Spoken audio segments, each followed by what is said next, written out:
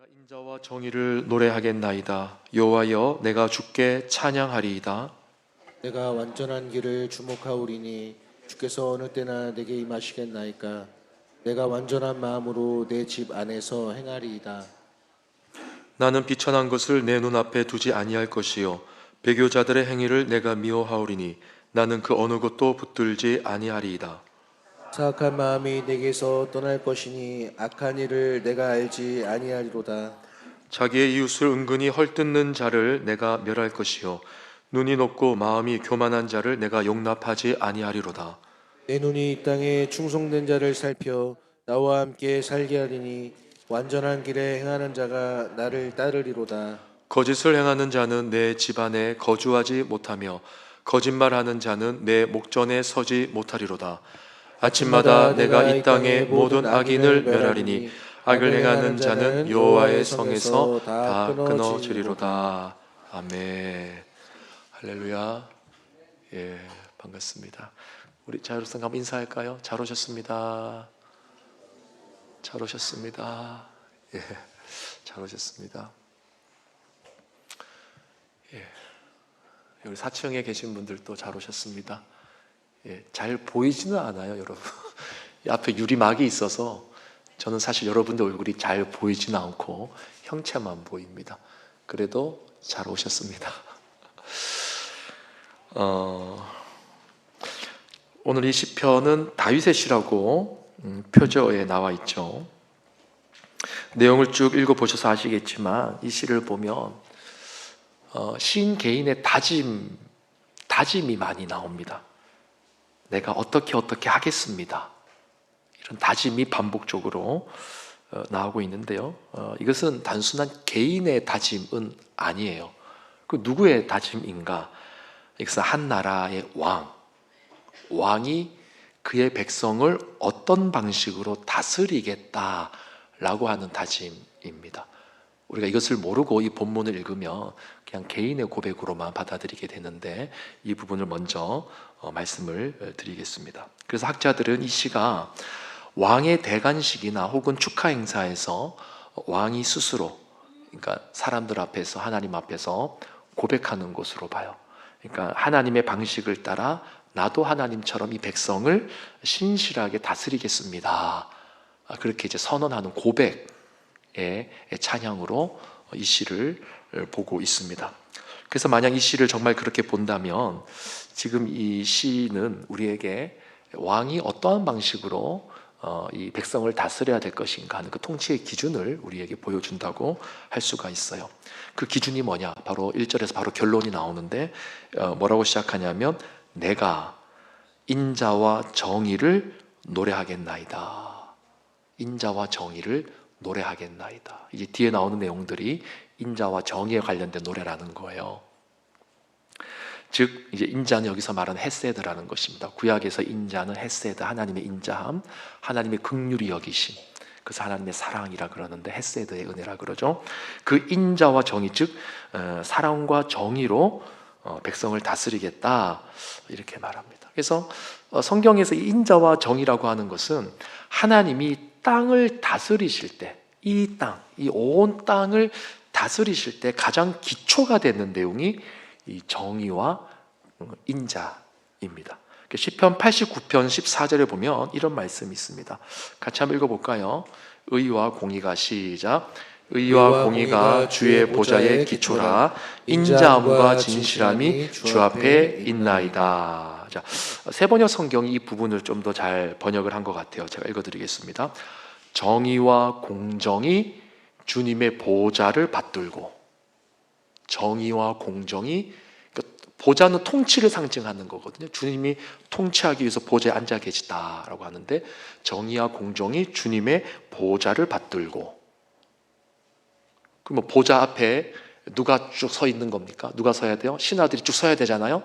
근데 뭐라고 번역했냐면 사랑과 신실이 주님을 시중들며 앞장서 갑니다. 이렇게 번역했어요. 다시요.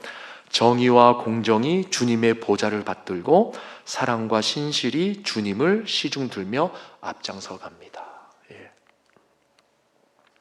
그러니까 정의와 그분의 그 신실한 사랑이 그의 백성을 통치하는 기초가 된다는 거예요. 그래서 이 두 가지 속성은요, 비단 다윗 왕뿐만 아니라 모든 왕들에게 요구가 되는 자질인 것입니다. 그리고 이것이 한 걸음 더 나아가서 하나님의 통치를 받는 그의 백성들에게도 하나님이 본받아야 될 모습이다라고 말씀을 하는 거예요. 그러니까 하나님으로부터 시작해서 왕으로, 또 왕으로부터 시작해서 누구에게까지요? 모든 백성에게까지 이어져야 되는 자질이 뭐냐면, 속성이 뭐냐면 인자와 공의, 사랑과 정의라는 거예요. 그런 의미에서 호세아서는 이렇게 말합니다. 호세아 12장 6절 같이 읽어보겠습니다. 시작. 그런즉 너희 하나님께 돌아와서 인애와 정의를 지키며 항상 너희 하나님을 바랄지어다. 인애와 정의를 지키며, 그러니까 하나님 앞에 돌아올 때 하나님이 뭘 보시느냐? 인애와 정의를 보신다는 거죠. 긍휼과 사랑을 보신다는 거죠. 또 미가서 6장 8절 같이 읽어보겠습니다. 시작. 사람아, 주께서 선한 것이 무엇임을 내게 보이셨나니 여호와께서 내게 구하시는 것은 오직 정의를 행하며 인자를 사랑하며 겸손하게 내 하나님과 함께 행하는 것이 아니냐, 이렇게 요구하고 있습니다. 자, 여러분 어떠세요? 여러분들은 인자와 정의로 사람들을 대하고 있습니까? 혹시라도 여러분들이 갑의 위치에 있을 때, 을이 아니라 갑의 위치에 있을 때 인자와 정의의 모습으로 을을 대하고 있습니까? 이 말씀을 보면서 나는 부교육자들을 대할 때 어떻게 대하고 있을까? 이런 생각을 해봐요. 가정에서 자녀를 대할 때 나는 어떻게 대하고 있을까? 이런 생각해 봅니다. 여러분 어떠세요? 제가 지난번에도 한번 언급을 한 것 같습니다. 우리는 살다 보면 항상 을의 위치에 있기보다는 상대적인 거죠. 때로는 이제 상대적으로 갑의 위치에 설 때가 있죠. 살다 보면. 그렇죠. 그때 하나님이 우리의 모습을 주목하시는 거예요.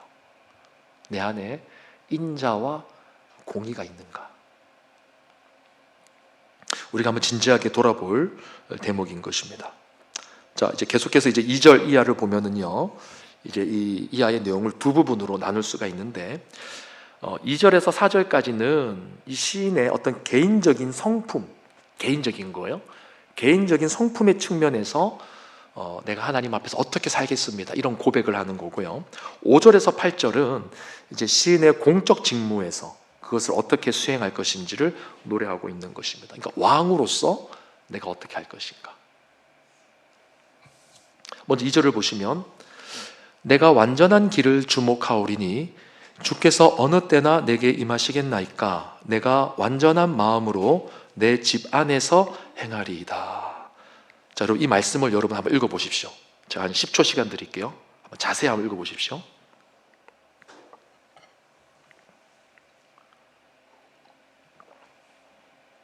자, 여기에서 우리가 주목해야 될 표현이 두 가지예요.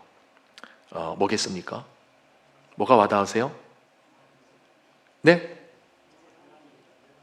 앞부분에 주목을 많이 하셨네요. 예. 자, 여러분 그게 아니에요. 우리가 첫 번째로 주목해야 될 건 뭐냐면, 주께서 어느 때나 내게 임하시겠나이까. 어느 때나 내게 임하시겠나이까. 두 번째는 내가 완전한 마음으로 내 집 안에서 행하리. 이게 무슨 말이냐면, 내가 완전한 길을 주목하오리니, 그러니까 내가 가야 될 길을 내가 이제 보겠다는 거죠. 근데 그 이유가 뭐냐? 이유가 뭐냐? 왜 우리가 인자와 정의를 행해야 됩니까? 이유가 뭐예요? 누구 좋아라고? 내가 갑의 위치에서 인자와 정의를 행하면 내가 좋은 게 뭐 있습니까? 을의 위치에 있는 사람들만 좋죠? 저는 좀 재밌게 물어본 건데 여러분의 표정은 굉장히 심각하시네요. 제가 표정이 이렇게 잘 이렇게 적절한 표정이 아니었나 봐요. 지금 시인이 기대하는 것은 뭐냐면 하나님의 임재예요. 하나님의 임재. 주께서 어느 때나 내게 임하시겠나이까. 앞에서 말했잖아요. 하나님의 백성들이 주님 앞에 돌아올 때 하나님이 원하는 게 뭐냐면 인자와 공의를 행해라. 그러니까 하나님의 임재와 직결되는 문제예요. 이 문제는. 이게 시인에게는 중요한 거죠. 그래서 여러분 진짜 은혜가 충만한 사람들의 이야기를 들어보면 그냥 그러니까 죄를 미워하는 사람들의 그 마음에 가장 큰 그 이유가 뭔지 아십니까? 죄를 미워하는 사람들의 가장 큰 그 마음에 죄를 미워하는 이유. 우리 청년들 죄 짓지 않기를 원하시죠? 예. 죄를 안 지으려고 하는 이유가 뭐예요? 죄 안 지으면은 안 지으면 제 발음이 안 돼. 죄를 안 지으면 뭐가 좋은 겁니까, 우리한테? 뭐가 좋은 거예요? 이거 알고 죄를 안 지어야죠. 이것도 모르고 죄를 안 짓겠다 그러면 인생은 괴로운 거거든요. 얼마나 괴로워요, 인생이요. 나만 손해 보는 것 같고. 여러분 진짜 은혜가 충만할 때 죄를 멀리하는 이유는 다른 이유 아닙니다. 딱 하나예요. 죄 때문에 하나님과 나와의 소통이 멀어질까 봐. 하나님과 나의 관계가 막힐까 봐. 그게 가장 두려운 거예요. 그게 가장 두려운 거예요. 그래서 죄를 안 짓는 겁니다. 아, 죄를 지으면 내가 벌 받을까 봐. 여러분 이제는 우리가 이 수준에서 좀 넘어가야 되지 않을까 싶어요. 물론 이런 걸 가지고 하나님께서 우리를 또 책망하시면서 회개의 자리로 이끌기도 하시지만 굉장히 중요한 내용이긴 하죠. 그러나 좀 한 걸음 더 나갔으면 좋겠어요. 이제는요. 죄 지으면 하나님 앞에 매맞을까 봐. 이것보다도 죄 지으니까 하나님 앞에서 내가 너무 답답하다라고 하는 것. 그게 우리의 어떤 기본적인 목표가 돼야 되지 않을까 싶어요. 지금 시인은 그걸 얘기하는 겁니다. 내가 왜 완전한 길을 주목하는가? 내가 왜 바른 길을 주목하는가? 주님의 임재가 내 안에서 사라질까 봐라는 거죠. 주께서 어느 때나 내게 임하시겠나이까? 시인은 주님의 임재를 너무 간절히 기다리는 거예요. 그래서 여러분, 벌 받지 않기 위해서 신앙생활을 하는 사람과 하나님과의 관계가 막히지 않기 위해서 신앙생활을 하는 사람은 당연히 그 결과가 다르겠죠. 천지 차이죠. 벌 받지 않기 위해서 신앙생활하는 사람들은 지극히 결과 중심적인 사람입니다. 결과면 좋으면 된다고 보는 거죠. 그래서 이런 사람들의 특징이 뭐냐면 큰 죄와 작은 죄를 구분합니다. 큰 죄와 작은 죄를 구분해요. 무슨 말인지 아시겠어요? 이 결과 중심적인 사람들은 큰 죄를 지으면 크게 벌 받으니까 작은 죄를 짓고 만족하는 사람들이에요. 이게 우리의 심리 아닙니까? 근데 관계에 포커스를 맞추시는 분은 그거 아니죠. 큰 죄, 작은 죄를 따지는 게 아닙니다. 그냥 죄를 따지는 거죠. 하나님과의 관계에 막힘, 그것만 보는 거예요. 자, 그리고 이제 두 번째로 주목할 표현은 내가 완전한 마음으로 내 집 안에서 행하리이다. 앞에 내용과 연결이 되는데요.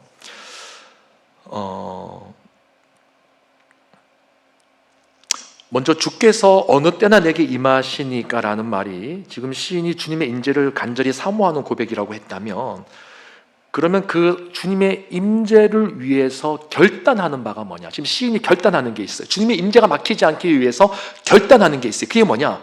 내가 완전한 마음으로 내 집 안에서 행하리이다.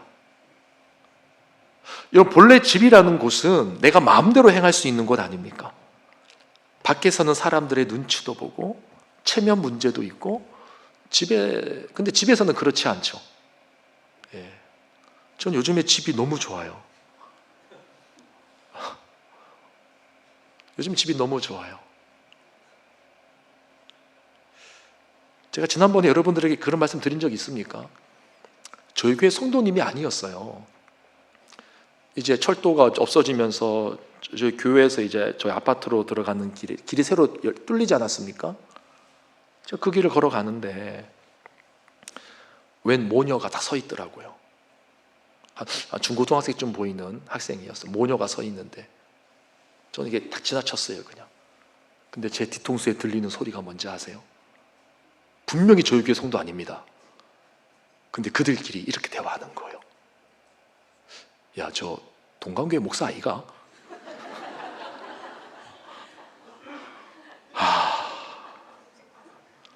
깜짝 놀랐습니다.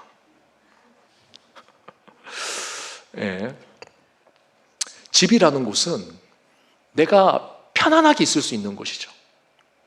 근데 바깥에 나가면 체면도 뭐 차려야 되고 눈치도 봐야 되고, 그러니까 이 집이라는 곳이 뭐냐면 내 모습이 있는 그대로 드러나는 곳이라는 말이에요.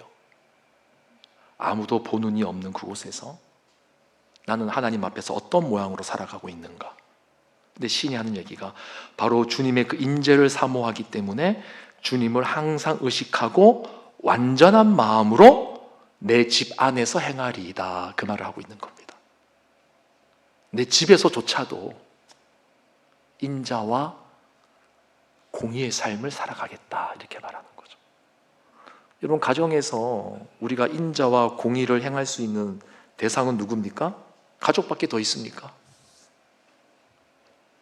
이것이 하나님과 우리와의 소통을 가로막는 큰 장애물이 될 수 있다는 거예요.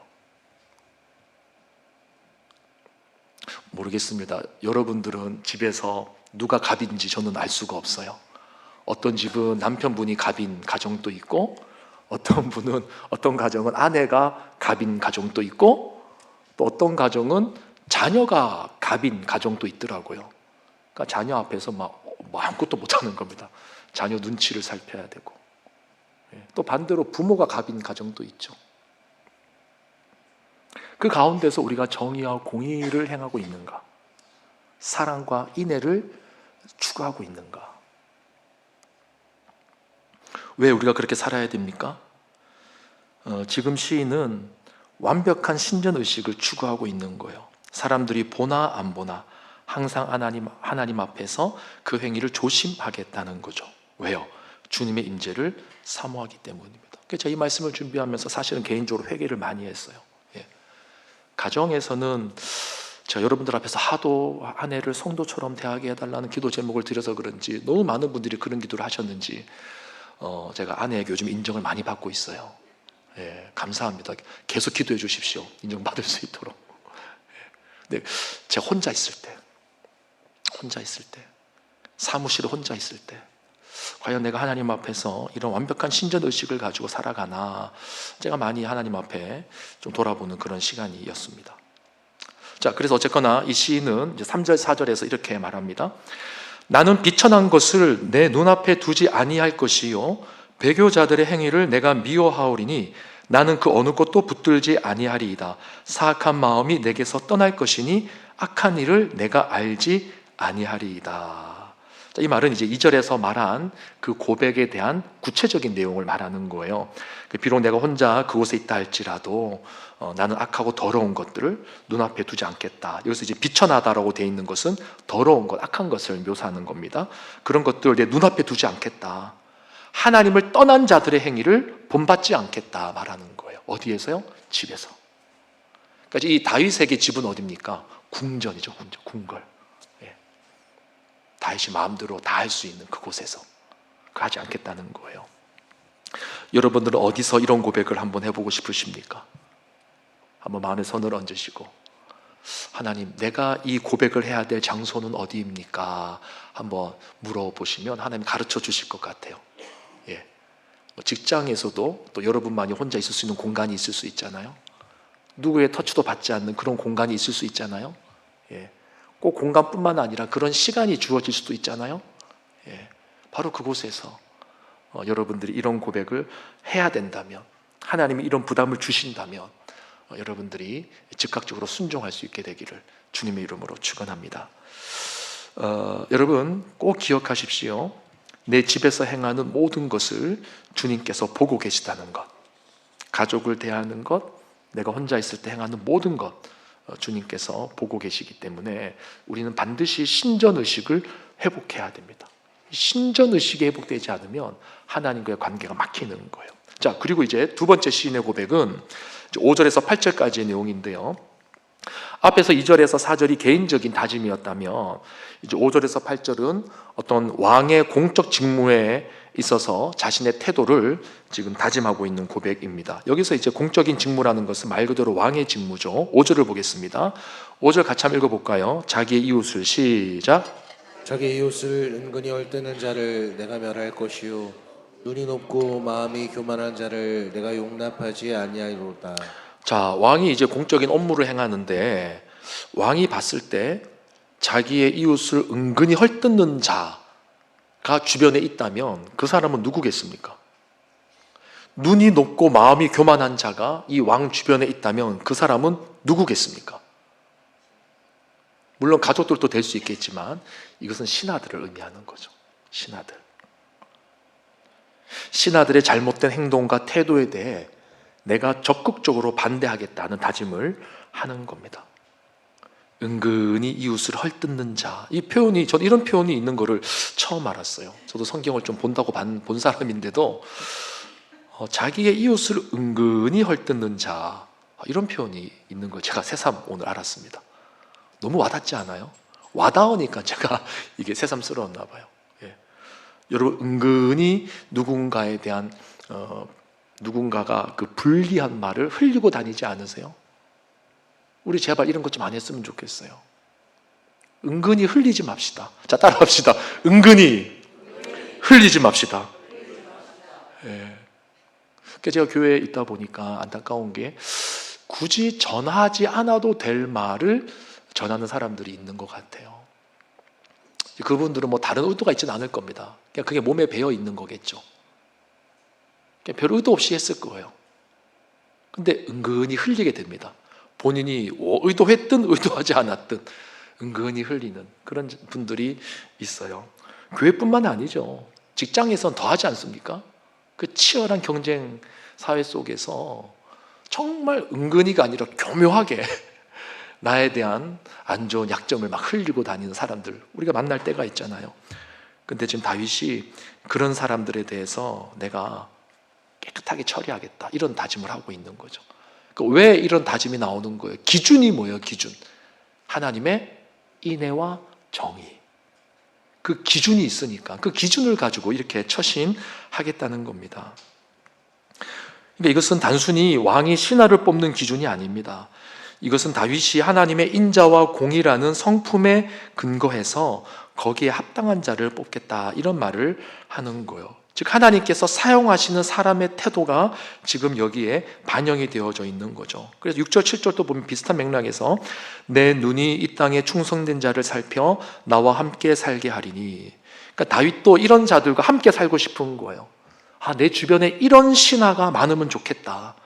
내 주변에 이런 충성된 자가 많으면 좋겠다. 이런 고백을 하는 거죠.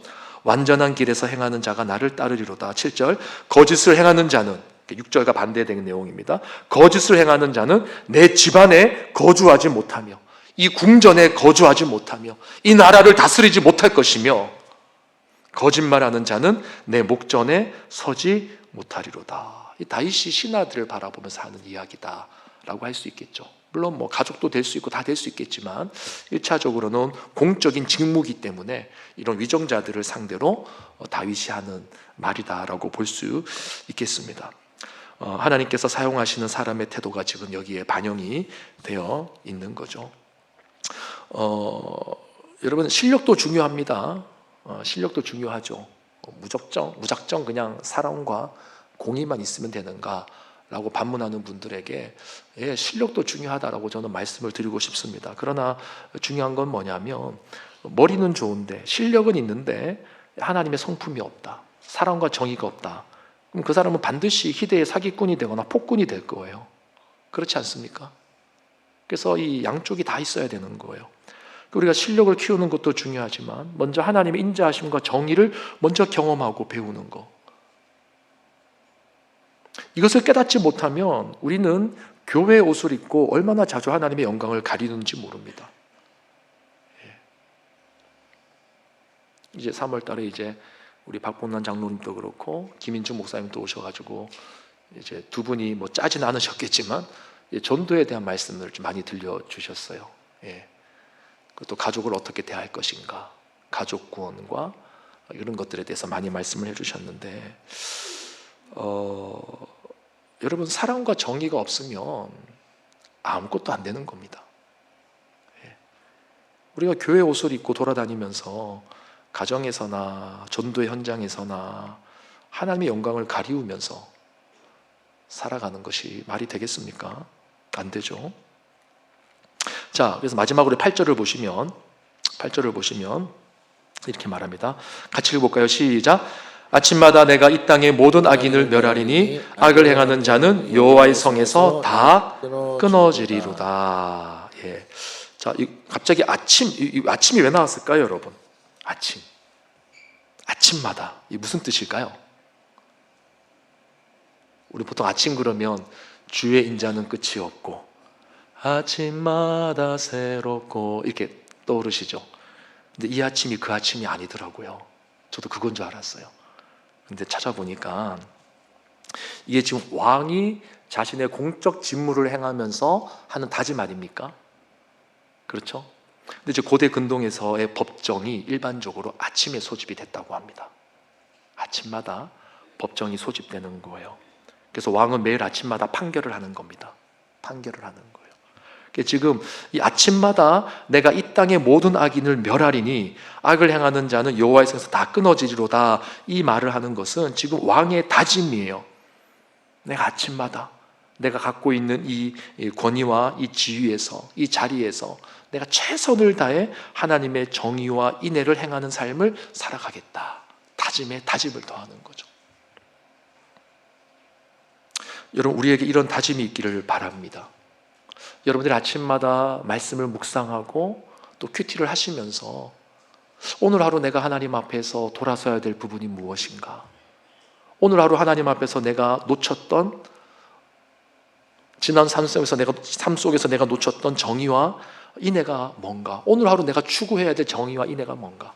좀 이런 것들을 한번 돌아보시면서 여러분이 스스로 재판관이 됐으면 좋겠어요. 어떤 재판관이냐? 타인을 향한 재판관이 아니라 나를 향한 재판관. 내 안에 불의한 모습, 내 안에 정의와 인애를 거부하는 모습에 대해서 사형을 선고합니다. 스스로에게. 나는 그리스도 예수 안에서 죽었다. 스스로 사형을 선고하시는 거죠. 그게 자기 부인 아닙니까? 누구든지 나를 따르려거든 자기를 부인하고 그렇게 말씀하셨어요. 여러분, 날마다 나는 죽었다라고 여러분 사형 선고를 하시고 하나님 안에서 진짜 정의와 공의에 합당한 그런 삶, 그래서 하나님 앞에서 신전의식을 회복하는 그런 삶을 살기를 바랍니다. 말씀을 정리합니다. 오늘 이 시의 구속사적인 메시지는 하나님의 마음에 합한 이상적인 왕이 다윗의 혈통을 통해서 나올 것을 약속하는 말씀입니다. 이 시의 저자가 다윗인데 다윗은 일반적으로 성경에서 하나님의 마음에 합한 자의 본보기로 제시가 되죠. 그러나 우리가 지금 사무엘상을 통해서 쭉 보듯이 다윗도 별 볼 일 없었거든요. 그에게도 수많은 약점과 허물이 있지 않았습니까? 그럼에도 불구하고 그가 이런 시를 짓고 있다는 것은 이게 구속사적으로 의미가 있는 건데, 바로 시인이 그토록 갈망하는 하나님의 임재, 하나님과의 소통, 우리 위해서 그토록 갈망하는 그 정의와 인자의 그 모습, 그 바른 왕의 모습이 다윗에게서 실현되는 것이, 성취되는 것이 아니라 다윗의 후손을 통해서 나올 것이다 라고 하는 것을 우리에게 말씀하고 있는 것입니다. 그분이 바로 예수 그리스도인 것이죠. 주님의 완전하심 앞에서 나의 허물과 죄를 돌아보고 주님을 절대적으로 의지하고 그분의 긍휼을 구하는 자세를 살아가는 자들만이 주님의 마음을 본받을 수가 있는 것입니다. 그래서 여러분, 내 안에 인애와 정의가 없을 때 누구를 붙들어야 된다고요? 다윗이 아니라 예수 그리스도를 붙들면 되는 것입니다. 완전한 정의와 완전한 인애를 베푸신 예수여, 나를 구원하소서, 나를 다스리소서. 그런 기도가 우리에게 필요한 거죠. 그렇게 주님의 통치 안에 들어갈 때 우리를 통하여 하나님의 영광이 반드시 드러나게 될 줄로 믿습니다. 우리 시간 함께 찬양하고 기도할 터인데 시간이 좀 갔지만 우리 찬양하도록 하겠습니다. 우리 들은 말씀을 생각하면서 나의 주, 나의 하나님이여 주를 경배합니다. 내 안에 주님의 통치와 또 주님을 향한 경배가 회복되어지는 마음으로 찬양합시다. 나의 주, 나의 하나님이여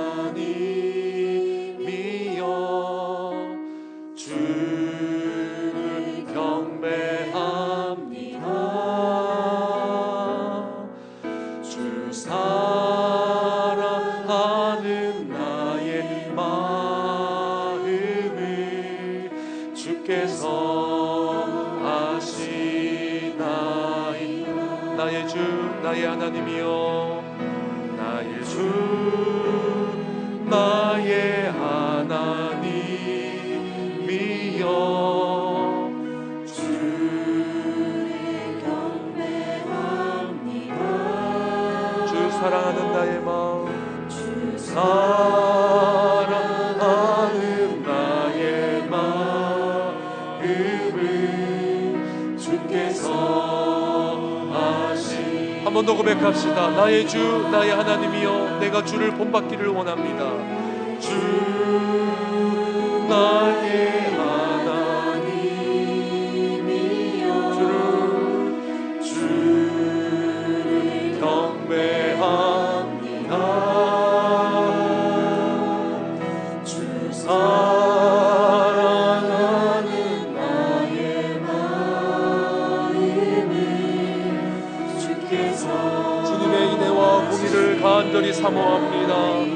깨트릴 옥합 내게 었으며, 깨트릴 옥합 내게 없으며, 주께 드릴 향유 없지만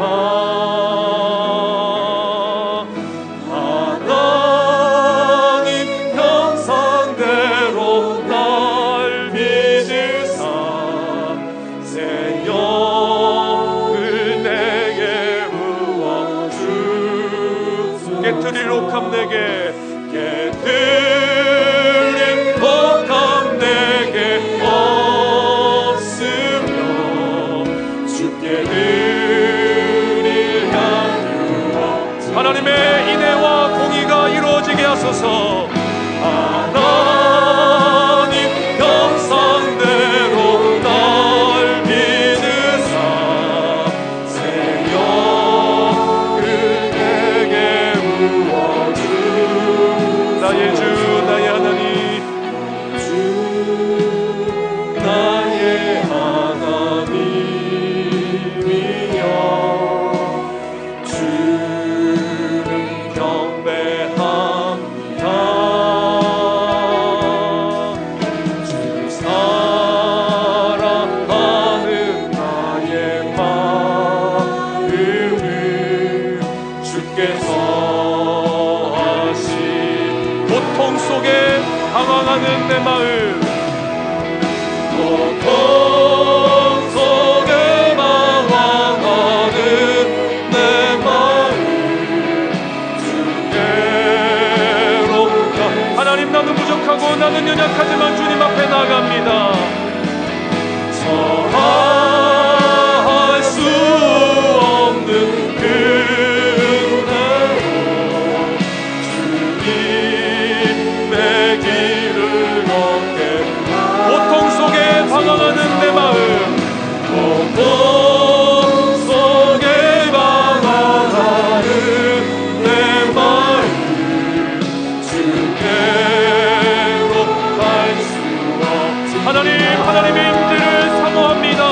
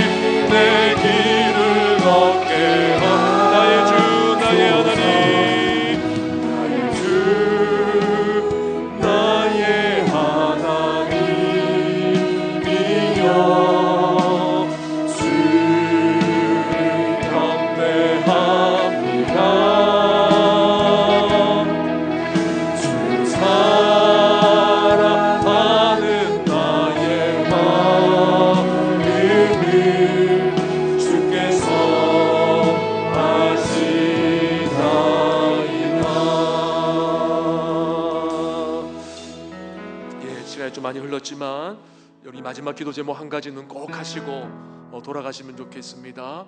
또 마음의 요유가 되시고 또 성령께서 이끄시는 기도 제목이 있다면 이 기도 제목 이후에 계속해서 기도하시고 마무리하면 좋겠는데, 일단 첫 번째로 기도할 것, 하나님, 이제는 우리가 하나님 앞에 벌 받을까봐 하나님 앞에 나아가는 그런 인생 아니라 정말 하나님의 임재를 내가 사모합니다. 주님, 주님의 그 인자하심이 내 생명보다 귀하다라고 했던 그 시인의 고백이 나의 고백 되기를 원한다고, 내 삶 속에 정말 하나님과의 소통, 하나님의 임재가 충만케 되어져서 그 인생, 하나님과의 관계의 소통의 풍요로움을 누리는 인생 되기 위하여 하나님 앞에서 내가 결단해야 될 것들 결단하게 하시고, 내 안에 여전히 실행되지 못하는 하나님의 그 인애와 그 정의의 성품이 다시 한 번 더 회복될 수 있도록 하나님 나를 새롭게 하여 주시옵소서. 주님 앞에 간절히 그 임재를 사모하는 자들을 위하여 하나님께서 이 기도가 응답되게 하실 줄로 믿습니다. 우리 마지막으로 이 제목으로 기도하시고 각자 기도 제목으로 마무리하시고 돌아가시길 바랍니다. 주여!